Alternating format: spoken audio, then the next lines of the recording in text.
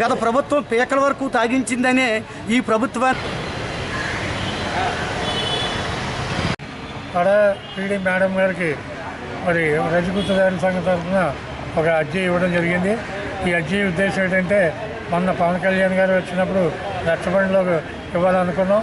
రచ్చబండ అనుకోకుండా క్యాన్సిల్ అయింది కాబట్టి ఆ రచ్చబండలో రాసిన అంశాన్ని ఇప్పుడు మేడం గారికి ఇచ్చాం. ముఖ్యంగా ఏంటంటే ఈ బిడాపురలో రజక వృత్తిదారులు మాకు డోబీ ఘాటు దగ్గర వృత్తి చేసుకుంటూ ఉన్నారు. సరైన రక్షణ లేక చాలా ఇబ్బంది పడుతూ ఉన్నారు. ఆ స్థలంలో ఒక కమ్యూనిటీ హాల్ నిర్మాణం చేసి ఐలమ్మ పేరు పెట్టాలి.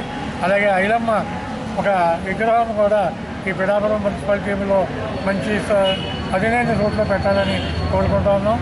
అదే కాకుండా మరి రజకులందరికీ కూడా వృత్తి చేస్తున్న వాళ్ళందరికీ కూడా మరి 250 యూనిట్ల కరెంటు ఉచితంగా తెలంగాణలో ఇస్తూ ఉన్నారు.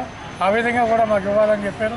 ఇది మేము లోకేష్ గారిని కలిసినప్పుడు కూడా మీకు ఖచ్చితంగా మేము కరెంటు ఉచితంగా ఇస్తామని కూడా లోకేష్ బాబు హామీ ఇచ్చారు. ఈ హామీని కూడా వెంటనే అమలు చేయాలని కూడా రాసాం. ఇదే కాకుండా రక్షణ చట్టం చేయాలని చెప్పాం.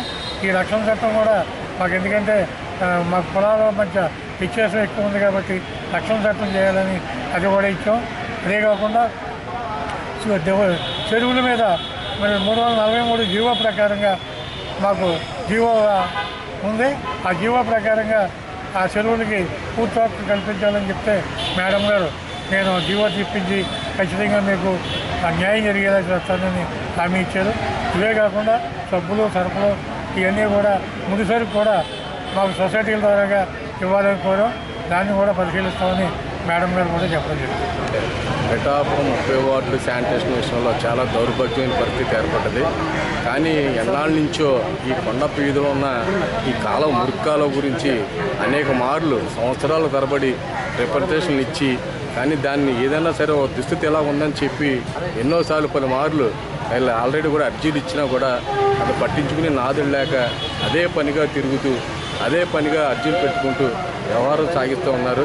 ఈరోజు నేను కంపల్సరీగా కూడా ఈ సమస్య మీద మరి మీరు యాక్షన్ తీసుకుని అక్కడ ఉన్న ప్రజలందరికీ కూడా న్యాయం జరగాలని చెప్పి మరి మనం చెప్పడం జరిగింది. శానిటేషన్ విషయంలో కానీ వాటర్ విషయంలో కానీ చాలా ఇదిగా ఇమీడియట్గా కూడా చర్యలు తీసుకోవాలి. మరి ట్యాప్ విషయం కూడా మన నీరు కూడా అందరికీ కూడా మంచినీరు తాగునీరు కూడా అందరికీ కూడా సరైన అందుబాటులో కూడా ఉండలేదు.